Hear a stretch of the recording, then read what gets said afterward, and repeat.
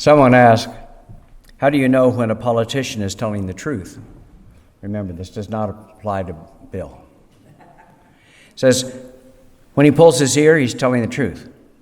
When he rubs his nose, maybe he's telling the truth.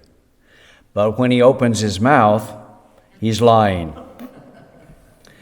And I know that's how many people feel about lots of politicians. You know, they say when Christopher Columbus started out, he didn't know where he was going. When he got there, he didn't know where he was. When he got back, he didn't know where he had been, and he did it all on other people's money. Someone remarked, what a politician Columbus would have been. Now, one of the reasons I was wishing that the Stevies were here today is because I want to make mention of Will Rogers. Many of you would know that he was a humorist and commentator and an actor, known as Oklahoma's favorite son. He was born to a prominent Indian Territory family and learned to ride horses and to use a lariat so well that he was listed in the Guinness Book of World Records for throwing 3 ropes at once, one around the neck of a horse, another around the horse's rider, and a third around the 4 legs of the horse. I mean, and I know the Stevies are ropers, but I don't know if they could do that. He traveled around the world 3 times. He made 71 movies. He wrote more than 4,000 nationally syndicated newspaper columns and became a world-famous figure. Will Rogers once said, people's minds are changed through observation and not through argument. You know, Carol and I have reconnected with folks who were in our youth group so many, many years ago, close to 50 years ago. And I cannot believe what they remember from all those years ago. No, not what I preached. They probably don't remember a word of that. But they remember who we were and what we were trying to accomplish. And it's very touching. These are folks who are now getting close to retirement. I can't believe that either. But they were our kids in our youth group, and they remind us of things that they learned through us. Someone's watching us.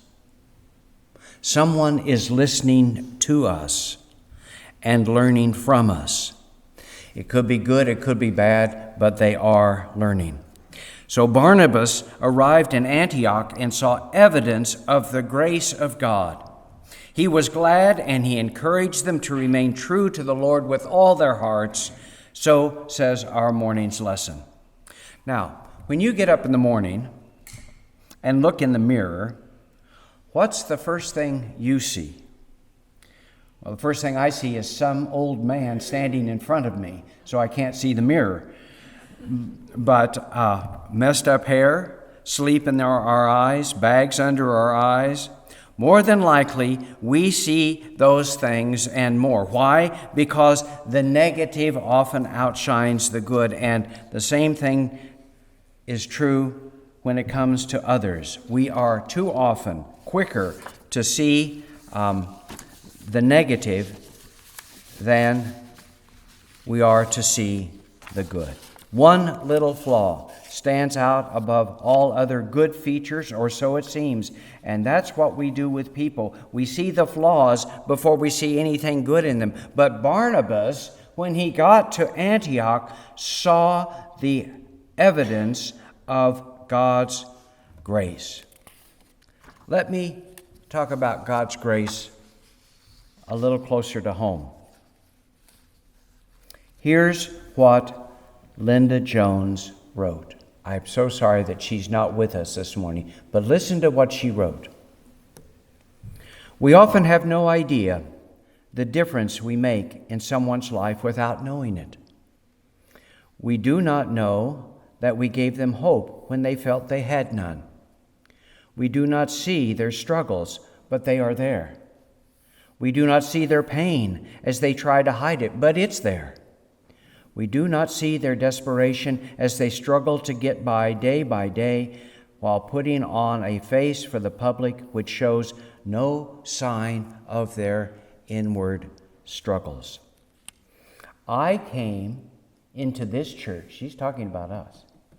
I came into this church as a complete stranger, known to basically no one.